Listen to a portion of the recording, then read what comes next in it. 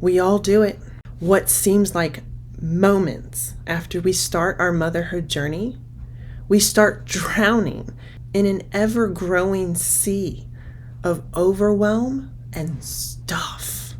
Then one day, when our children grow up and we are sitting in an empty nest, we decide to look back. We realize deep in our core that our motherhood could have been so much more simple. The overwhelm and chaos, they weren't necessary. This is the path that most moms will walk, but there is a better way.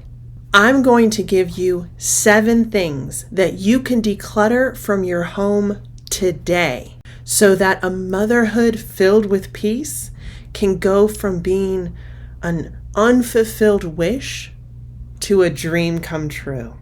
Hi, I'm Krista, a Christian stay-at-home homeschool mom of 4 kids 9 and under. And my mission is to help moms go from overwhelming chaos to peaceful productivity.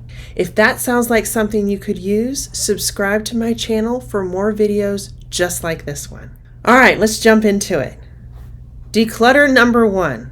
Today, you can declutter anything more than 1 box of toys. Instead of diving into exactly how that can be done today, I am going to link below a video that I just put out that shows how you can get rid of 99% of your kids' toys with one 5-second rule. So click on the link below to hear the details of that. Number 2, declutter, is using more than 1 bedroom for your kids. If we're talking teenagers, maybe splitting them by genders.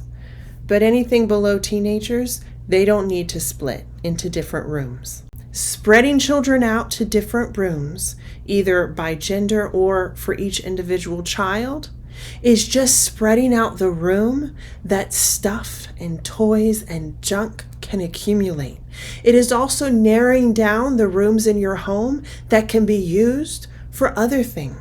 Another benefit to putting your kids in one space is that it helps them, by necessity, learn to play together, which in turn will help you as mom have more availability for focus time. I put my kids and our 1 toy box into the 1 kid bedroom of the house. And then if they wake up before I'm ready for them to come out, I know that they have each other and the only toys in the house that they can play with until I'm ready. The only major hump that moms usually run into with this one is difficult sibling relationships. And so I'm going to go ahead and link below a video that I made on how to help siblings get along. Declutter number 3, kids' daily art. Now, this is not talking about if your child is taking an art class. Things like that would go into a portfolio to be saved for evaluation or sentiment's sake. I'm talking about the stuff that accumulates, sometimes it feels like by the dozen, every single day, that gets plastered all over the refrigerator and thumbtacked up all over the wall and filling all the drawers in the house. That is unnecessary. Setting mom guilt aside, let me walk you through a brief synopsis of what I do. So in our home, when a piece of art has been made, it goes up on the refrigerator. Now each child can have a max of 2 pictures on the refrigerator, and that doesn't sound like a lot, but again, I have 4 children, and that's 8 pieces of art. If they create a dozen in one day, they're going to have to pick their 2 favorites, and we'll put those up on the fridge. And then at the end of each week, I take all the fridge art down, and I have a drawer, a special art drawer to keep it safe. Now this is a pretty deep drawer, so when that drawer gets full, the stuff in the bottom half of the drawer has been there for a good while, long enough that it's not remembered anymore. When the drawer gets full, I take what's in the bottom half of the drawer and I chuck it. And then it just frees up extra space, and we keep filling the drawer, and then I do the process over again. And I will tell you, I can hear the judgment. But your children lovingly made this art for you, and they're going to be heartbroken. I've been doing this the entire time that I have been a mother. Not once has a child said, Mom, where's that art that I made 3 weeks ago? Can I see that again? Never. Never. Declutter number 4, kids' clothes. Now, you might be the type of mom who has the accessible funds and just enjoys going out and buying clothes for her kids. Or you might be the mom, which is more of the boat that I've been in, where you don't have the accessible money for that, but what you have been blessed with are friends who give you hand-me-downs all the time. More hand-me-downs. Such a blessing. There have been moments it would have been a struggle to clothe our children if I had not had those blessings in my life. So thankful. But when you have multiple friends passing on clothes to you, or you just tend to be a shopper and accumulate a lot of clothes, bottom line, it's taking up space for no reason whatsoever. Your children can only wear so many outfits in a day. I was going to say only one outfit a day, but we all know that a lot of them go through more than that. But still, there's a cap. If your child has 20, 30 outfits, they just don't need it. So we do laundry, a load of laundry every single day. If you're interested in hearing more about my laundry routine, click on my free 5-day laundry challenge below. But doing laundry every day, I told my kids, pick out your top 7 outfits. Probably don't even need that many, but they easily fit in the drawer, so why not? So my children have 7 shirts, 7 short sleeve shirts, and 7 long sleeve shirts. We rotate based on season, and 7 shorts and 7 long pants, also rotated. Then I also ask them to narrow down their Sunday church clothes, their fancy clothes, to 5.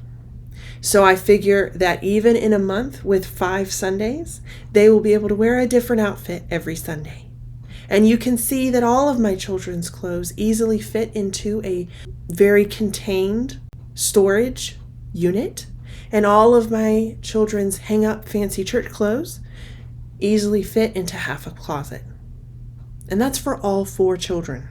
That means all the other drawers in the room and all the rest of that closet are used for storing something else. Number 5 is the randomness that kids collect over time. And if you're a mom, you know what I'm talking about. Little trinket gifts they get from friends, cool rocks they pick up on the road, maybe teeth that they've lost, scraps of fabric from a doll that they made a year ago. Just the things that seem cool or they create a level of sentimental attachment to. It accumulates so quickly.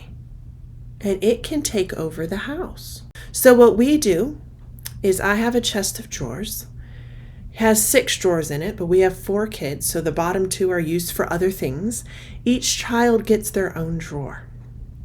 That is their collections drawer. And they can put whatever they want in it, as long as it's theirs. I have had children try to take things from other children and put it into their drawer and now call it theirs. So that clarification was necessary.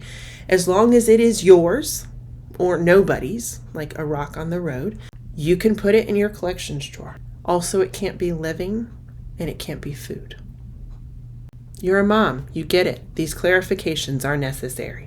I don't determine how they organize it, but I do tell them that they have a day every single week that they have to organize their collections drawers. And if you've heard my other organization and declutter videos, they have to bring it down to 75% full, max, when they declutter.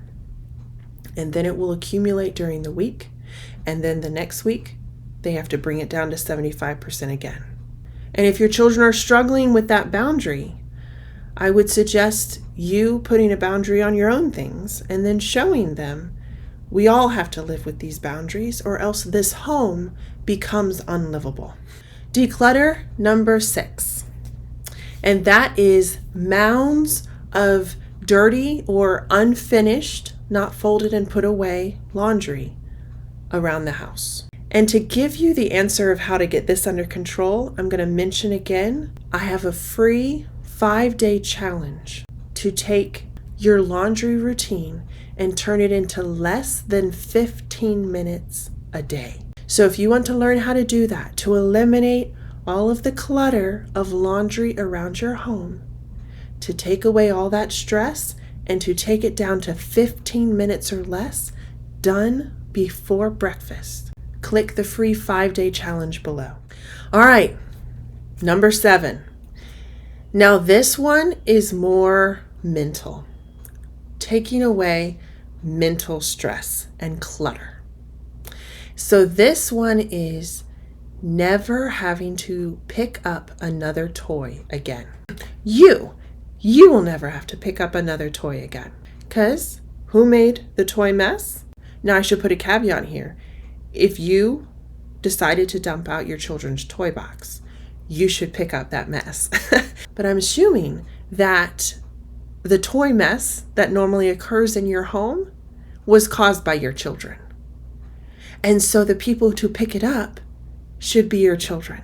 And if you're saying right now, yeah, but that's easier said than done, Krista.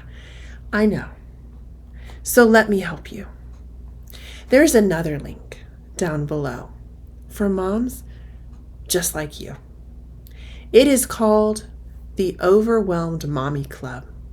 And I designed it to help you with things just like this, to take you step by step from a place of overwhelm and chaos to a place of peaceful productivity. And one of the cornerstones for how I teach you to do that is teaching your children to be your teammates. And this includes lessons walking you through step by step. It includes chore lists and reminder sheets. It includes videos, demonstration videos of how I taught my children and then my children actually doing the chores and the routines that we've incorporated into our days to remove all the mental and physical overwhelm and clutter and stress that goes into an out of control home. And this course is just $17 a month. So click on the link for the Overwhelmed Mommy Club below. And I can't wait to see you on the other side. Bye.